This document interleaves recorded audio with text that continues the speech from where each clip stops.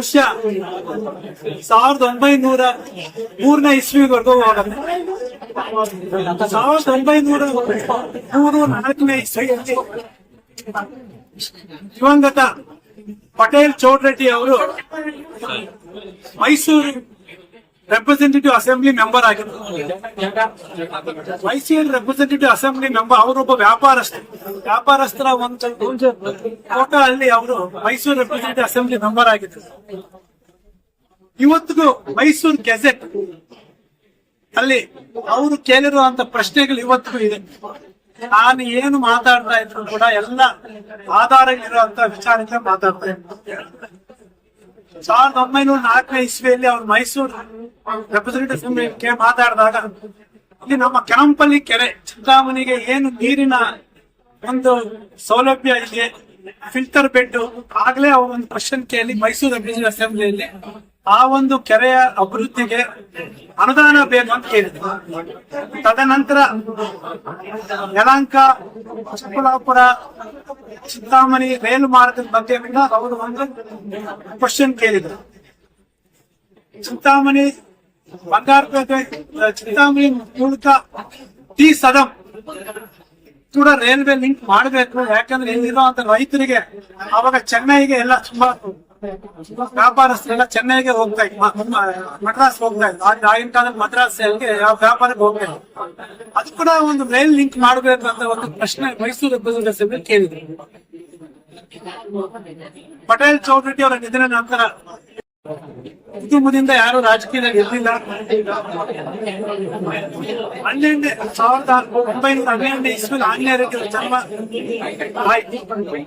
ಅವರು 35ನೇ ಇಸ್ವಿಯಲ್ಲಿ ಇಂಡಿಪೆಂಡೆಂಟ್ ಆಗಿ ಕೌನ್ಸಿಲರ್ಸ್ ಗೆಲ್ಸ್ಕೊಂಡು ಚಿಂತಾಮಣಿ ಮುನ್ಸಿಪಾಲಿಟಿ ಅಧ್ಯಕ್ಷರಾದ 37ನೇ ಇಸ್ವಿಯಲ್ಲಿ ಆಗ ದಿವಾನ್ ಮೈಸೂರು ಸಂಸ್ಥಾನದ ದಿವಾನರಾದ ಮಿರ್ಜಾ ಇಸ್ಮಾಯಿಲ್ ಅವರ ಮುಖಾಂತರ ಮುನ್ಸಿಪಲ್ ಆಫೀಸ್ ನಡೆಸಿದ್ರು.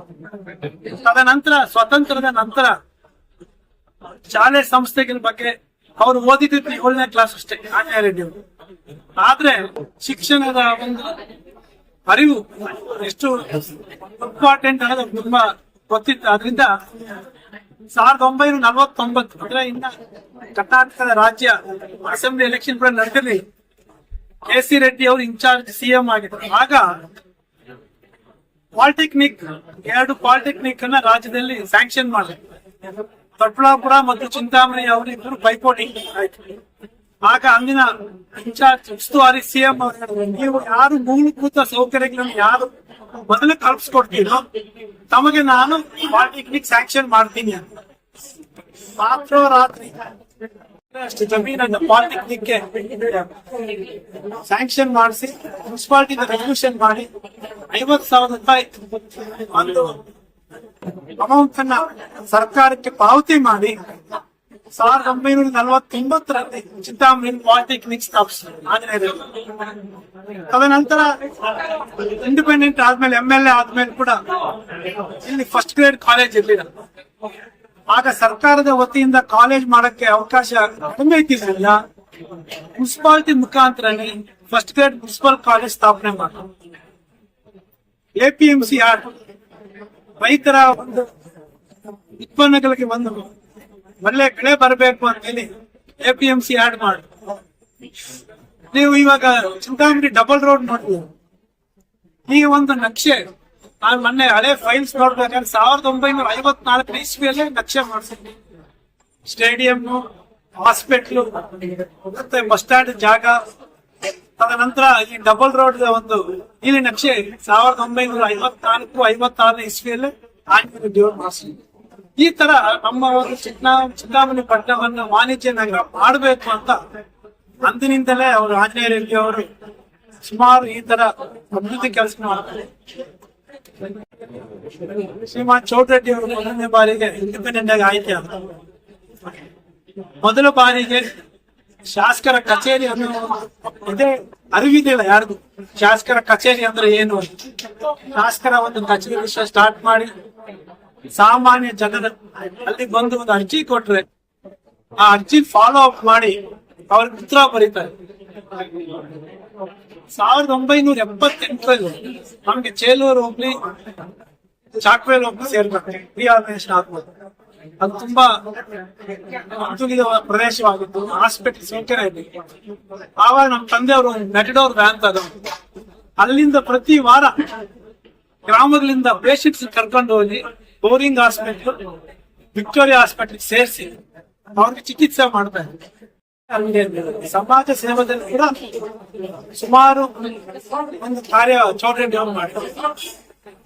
ಮಾರ್ಕೆಟ್, ಟೊಮೆಟೊ ಮಾರ್ಕೆಟ್ ಇಂಪ್ಲಿಮೆಂಟ್ ಆಗಲಿ, ಮತ್ತೆ APMC market, sericulture college, agriculture research centre, ಗುರುಪುರಲ್ಲಿ ರಿಸರ್ಚ್ ಸೆಂಟರ್ ಇದೆ.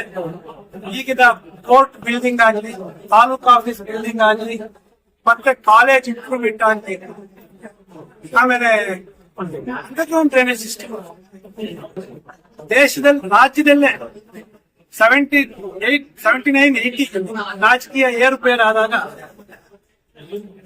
ನಿಮ್ಗೆ ಅಧಿಕಾರ ಬೇಕಾ ಇಲ್ಲ ಅಂದ್ರೆ ಏನು ಬೇಕು ಅಂದಾಗ ನನಗೆ ಅಧಿಕಾರ ಬೇಕಾಗಿಲ್ಲ, ನಮ್ಮ ಊರಿಗೆ ಅಂಡರ್ಗ್ರೌಂಡ್ ಡ್ರೈನೇಜ್ ಸ್ಯಾಂಕ್ಷನ್ ಮಾಡಿ ಅಂತ ಚೌಡರೆಡ್ಡಿ ಅವರು. ಹಾಗಾಗಿ 1983ನೇ ಇಸ್ವಿಯಲ್ಲಿ ಚಿಂತಾಮಣಿ ಅಂಡರ್ಗ್ರೌಂಡ್ ಡ್ರೈನೇಜ್ ಸಿಸ್ಟಮ್ ಆಗಿತ್ತು. ತದನಂತರ ಪ್ರತಿ ವರ್ಷ ಚೌಡರೆಡ್ಡಿ ಅವರು ಇದ್ದಾಗ, ಸುಧಾಕರ್ ಅವರು ಇದ್ದಾಗ ಅಂಡರ್ಗ್ರೌಂಡ್ ಡ್ರೈನೇಜ್, ಯಾಕಂದ್ರೆ ಅಂಡರ್ಗ್ರೌಂಡ್ ಡ್ರೈನೇಜ್ ವ್ಯವಸ್ಥೆ ಎಷ್ಟು ಮುಖ್ಯ ಅಂತ ತಮ್ಮೆಲ್ಲರೂ ಗೊತ್ತಿದೆ. ಯಾಕಂದ್ರೆ ಯಾರದೇ ಒಬ್ರು ಆರೋಗ್ಯವಾಗಿ ಇರ್ಬೇಕಾದ್ರೆ ಅಂಡರ್ಗ್ರೌಂಡ್ ಡ್ರೈನೇಜ್ ಸಿಸ್ಟಮ್ ಸರಿಯಾಗಿರ್ಬೇಕು, ಇಲ್ಲ ಅಂದ್ರೆ ಅದರಿಂದ ಎಷ್ಟೋ ಕಾಯಿಲೆಗಳು ಬರ್ತವೆ. ಕಳೆದ 10 ವರ್ಷಗಳಿಂದ ಅಂಡರ್ಗ್ರೌಂಡ್ ಡ್ರೈನೇಜ್ ಸಿಸ್ಟಮ್ ಇಂಪ್ರೂವ್ ಆಗಿಲ್ಲ. ಈಗ ಸುಧಾಕರ್ ಅವರು ಬಂದ ತಕ್ಷಣ 48 ಕೋಟಿ ರೂಪಾಯಿ ಅಷ್ಟು ಎಲ್ಲೆಲ್ಲಿ ಚಿಂತಾಮಣಿ ಅಂಡರ್ಗ್ರೌಂಡ್ ಡ್ರೈನೇಜ್ ಸಿಸ್ಟಮ್ ಆಗಿದ್ದು ಅದೆಲ್ಲ ಮುಗಿಸ್ಲಿಕ್ಕೆ ಒಂದು ಕಾರ್ಯ ರೂಪ ತರ್ತಿ ಈಗ ಟೆಂಡರ್ ಆಗಿ ಕೆಲಸ ಶುರುವಾಗ್ತದೆ. ಗ್ರಾಮಾಂತರ ಪ್ರದೇಶದಲ್ಲಿ ಕೂಡ ನಡೆಸಿ ಗ್ರಾಮದಲ್ಲಿದ್ದ ಒಂದು ಸಮಸ್ಯೆಗಳ ಬಗ್ಗೆ ಅಲ್ಲಿಂದ ಅಲ್ಲೇ ಇತ್ಯರ್ಥ ಮಾಡಿ, ಆಮೇಲೆ ದರ್ಖಾಸ್ತ್ ಕಮಿಟಿ ಆಗಿ ಯಾವುದೇ ಜಾತಿ ಭೇದ ನೋಡದೆ ಅರ್ಹರಿಗೆ ಒಂದು ದರ್ಖಾಸ್ತ್ ಕಮಿಟಿಯಲ್ಲಿ ಅವರಿಗೆಲ್ಲ ಸ್ಯಾಂಕ್ಷನ್ ಮಾಡಿಸ್ಕೊಂಡು ಬಂದಿರೋ ಕೀರ್ತಿ ಕೂಡ ಚೌಡರೆಡ್ಡಿ ಅವರದ್ದು, ಸುಧಾಕರ್ ಚಿಂತಾಮಣಿಯ ಒಂದು ವಾಣಿಜ್ಯ ನಗರವಾಗಿ ಇದ್ದರು. ದಿವಂಗತ MC ಆಂಜನೇಯ ರೆಡ್ಡಿ ಅವರು, ಅವರ ತಂದೆಯವರಾದ ಪಟೇಲ್ ಚೌಡರೆಡ್ಡಿ ಅವರು ಮತ್ತು ನಮ್ಮ ಪೂಜೆ ತಂದೆಯವರಾದ ಚೌಡರೆಡ್ಡಿ ಅವರು, ಸುಧಾಕರ್ ಅವರು ಅಭಿವೃದ್ಧಿಯ ನಿಟ್ಟಿನಲ್ಲೇ ನಡೆಸ್ಕೊಂಡು ಹೋಗ್ತಾರೆ. ರಾಜಕೀಯ ಏರುಪೇರು ಸಹಜ, ರಾಜಕೀಯದಲ್ಲಿ ಅವಕಾಶ ಸಿಗ್ತದೆ, ಎಲ್ಲರೂ ಕಷ್ಟಪಟ್ಟು ಅವಕಾಶ ಸಿಗಲ್ಲ. ಅಭಿವೃದ್ಧಿಯೇ ನಮ್ಮ ಧರ್ಮ, ಜನರ ಹಿತೈಷಿನೇ ನಮ್ಮ ಜಾತಿ. ಅದು ಬಿಟ್ರೆ ನಮಗೆ ಯಾವ ಒಂದು ಜಾತಿ, ಯಾವ ಒಂದು ಭೇದ ಇಲ್ಲ. ಅವರ ಒಂದು ಕ್ಷೇಮ, ಜನರ ಹಿತೈಷಿ, ಅವರ ಒಂದು ಸುಖವಾಗಿ ಜೀವನ ನಡೆಸಬೇಕು. ಸರ್ವೇ ಜನೋ ಸುಖಿನೋ ಭವಂತಿ ನಮ್ಮ ಧರ್ಮ. ಇಷ್ಟನ್ನು ಹೇಳ್ತಾ ಈ ಒಂದು ರಕ್ತದಾನ ಕಾರ್ಯದಲ್ಲಿ ತಮ್ಮೆಲ್ಲರ ಸಹಕಾರದಿಂದ ನಾವು ಮಾಧ್ಯಮದ ಮಿತ್ರರೆಲ್ಲರೂ ತಿಳಿಸಿ ಎಷ್ಟು ಒಂದು ಪುಣ್ಯದ ಕಾರ್ಯ, ಈ ಒಂದು ಕಾರ್ಯದ ಯಶಸ್ವಿ ಪಡಿಸಲಿಕ್ಕೆ ತಮ್ಮ ಪಾತ್ರ ತುಂಬಾ ಮುಖ್ಯ ಇದೆ. ಆ ಒಂದು ಕೆಲವರು ಬೇರೆಯವ್ರು ಕೇಳ್ಬೇಕು, ಚಿಂತಾಮಣಿ ತಾಲೂಕು ಅವರು ಬಿಟ್ಟು ಬೇರೆಯವ್ರು ಕೇಳಿದ್ರೆ ಇಷ್ಟು ಮಾಡ್ಲಿಕ್ಕೆ ನೀವ್ ಹೆಂಗ್ ಧೈರ್ಯ ಮಾಡ್ತೀರ? ನಾನು ಹೇಳಿದ್ದಲ್ಲ, 9 ದಶಕಗಳಿಂದ ಇದೆ ನಮ್ಮ ಜೊತೆ ಕೈ ಜೋಡಿಸಿದಂತ ನಮ್ಮ ಎಲ್ಲ ಕುಟುಂಬ ಸದಸ್ಯರ ಕಾರ್ಯದಿಂದನೇ ನಾವು ಈ ಒಂದು ಮೌನದ ಕಾರ್ಯಕ್ಕೆ ಕೈ ಹಾಕಕ್ಕೆ ಸಾಧ್ಯವಿದೆ. ರಾಷ್ಟ್ರದ ಕುಟುಂಬಗಳೇ ಅಲ್ಲದೆ ವಿಶ್ವ ಖ್ಯಾತಿ ಕೂಡ ಚಿಂತಾಮಣಿ ನಗರಕ್ಕೆ ಬರುತ್ತೆ. ಆ ಸಮಯ ಬಂದಾಗ ನಾನೇ ತಮ್ಮೆಲ್ಲರ ಮುಂದೆ ಯಾವ ಕಾರಣಕ್ಕಾಗಿ ಚಿಂತಾಮಣಿ ವಿಶ್ವದ ಕುಟುಂಬಗಳಿಗೆ ಇರ್ತದೆ ಅನ್ನೋದನ್ನ ಆ ಸಮಯದಲ್ಲಿ ಹೇಳ್ತೀನಿ. ಈಗ ಅದು ಹೇಳೋದಿಕ್ಕೆ ಸಮಂಜಸವಲ್ಲ, ಸಮಯವಲ್ಲ. ಈಗ ರಾಷ್ಟ್ರ ಮಟ್ಟಕ್ಕೆ ನಾವು ಸೀಮಿತ ಹೋಗೋಣ. ಸೊ ಈ ಒಂದು ರಕ್ತದಾನದಲ್ಲಿ ತಮ್ಮೆಲ್ಲರ ಸಹಕಾರ ಬೇಕು ಅಂತ ಮತ್ತೆ ತಮ್ಮನ್ನೆಲ್ಲರ ವಿನಂತಿಸುತ್ತಾ ಈ ಒಂದು ಕಾರ್ಯಕ್ರಮ ತಮ್ಮೆಲ್ಲ ಬಂದಿರೋದಕ್ಕೆ ವಂದಿಸುತ್ತಾ ನನ್ನ ಮಾತನ್ನು ಮುಗಿಸ್ತೇನೆ.